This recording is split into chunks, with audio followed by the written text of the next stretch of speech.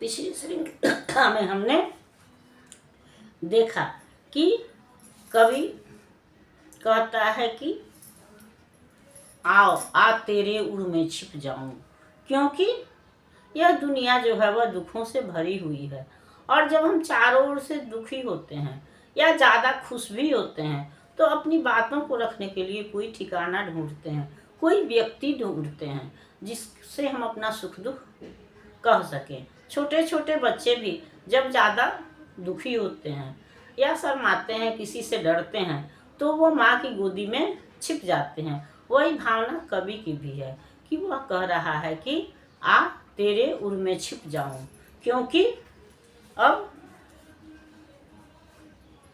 वह इतना दुखी है कि अब मरने की बात करता है, क्योंकि इस दुनिया से उसको कुछ प्राप्त नहीं हो रहा है या प्राप्त होने की आशा नहीं है। इसलिए वह सोचता है कि अब इस दुनिया में अब तो हमारे चूँकि अकेला है तो उसको लगता है कि न कोई मेरा साथी है, न कोई सहारा है, न कोई कहीं मेरा घर है, न परिवार है। तो ऐसी स्थिति में जीने का कोई मतलब नहीं रहता है। या हम ज़्यादा खुश भी होते हैं तो लगता है कि यह स्थिति अनंत काल तक बनी रहे, और इसके लिए उस स्थिति में भी मरना ही ये एक ऐसी स्थिति है जो कि बरकरार बनी रहेगी, क्योंकि जब तक हम जिंदा हैं तब तक तो परिस्थितियां बदलती रहती हैं। इसलिए कवि कहता है कि अगर हमको यह सुख का क्षण मिला हुआ है कि हम तुम्हारे साथ हैं, तो वह परिस्थिति सदा बनी रहे, इसके लिए है कि हम एक साथ मर ही जाए। आओ सो जाएं मर जाएं, स्वप्न लोक से हम निर्वासित, कब से गृह सुख को लालायित। आओ निद्रा पथ से छिपकर हम अपने घर जाएं, आओ सो जाएं मर जाएं। मौन रहो मुख से मत बोलो, अपना यह मधुकोश न खोलो, है कहीं हृदय के मेरे घाव न ये भर जाएं। आओ सो जाएं मर जाएं। आंसू भी न बहाएंगे हम, जग से क्या ले जाएंगे हम, यदि निधनों के अंतिम धन ये जलकर भी झर जाएं। आओ सो जाएं मर जाएं। तो वही कवि कहता है कि अब उसके पास जब कोई भी उसका दुख सुख सुनने वाला नहीं है, वह अकेला है, उसका कोई घर द्वार नहीं है, तो ऐसी स्थिति में जो भी उसका कल्पित साथी है या दिवंगत पत्नी है, तो वह बोलता है कि इस रात में हम निद्रा के माध्यम से ही अब इस लोक से जा सकते हैं, अपने सपने सजा सकते हैं और दुनिया से छिप करके हम निद्रा लोक में चले जाएं, हम इस स्थिति में मर जाएं, क्योंकि न हमारे सपने हैं और न हमारा घर है। हम स्वप्न लोक से भी निर्वासित हैं।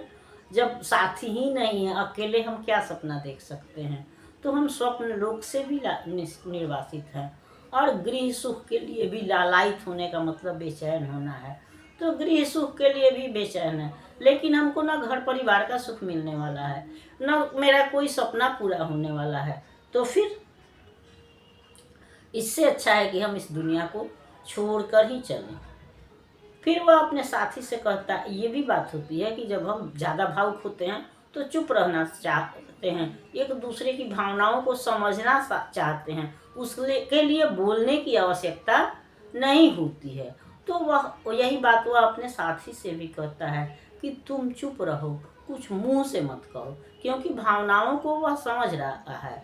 और सच्चा साथी चाहे जो भी हो, वह माँ बाप हो, दोस्त हो या पति पत्नी हो, कोई भी है, अगर सच्चा है, उसकी भावनाएं सच्ची हैं, तो वो एक दूसरे की बातों को बिना कहे भी समझ लेते हैं, उसके लिए बोलने की आवश्यकता नहीं होती है। इसी भावना की अभिव्यक्ति कवि इन शब्दों में इस पद में करता है कि तुम चुप रहो, कुछ बोलो मत। मधुकोश का मतलब है, मधु का मतलब मध होता है या मीठा होता है, तो तुम्हारे अंदर या खुशियों का भंडार भरा हुआ है, उसको तुम खोलो मत, उसको संचित ही रहने दो, क्योंकि मैं तो बिना बोले भी सब समझ सकता हूँ। इसलिए तुमको कुछ कहने की आवश्यकता नहीं है, क्योंकि ज़्यादा बोलने से या ज़्यादा कहने से हमारे हृदय में जो ये घाव है, वो हमारी जो बेचैनी है वो भी कहीं ख़त्म ना हो जाए, हमारी ज़िंदगी ही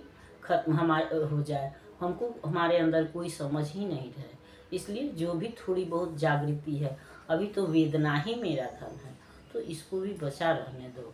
आओ हम इस दुनिया को छोड़कर अगली दुनिया की ओर चलें। और क्योंकि अब हम रोएंगे भी नहीं, आंसू भी नहीं बहाएंगे, क्योंकि हमारा एकमात्र धन तो यही है। अगर यह भी समाप्त हो जाएगा तो फिर हम इस दुनिया से क्या ले जाएंगे, हमारे पास तो कुछ भी नहीं है। अगली श्रृंखला में हम अगले गीत पर विचार करेंगे। तब तक अगर आपको यह श्रृंखला पसंद आती है तो इसको लाइक कीजिए, सब्सक्राइब कीजिए। मिलते हैं अगली श्रृंखला में, तब तक के लिए धन्यवाद।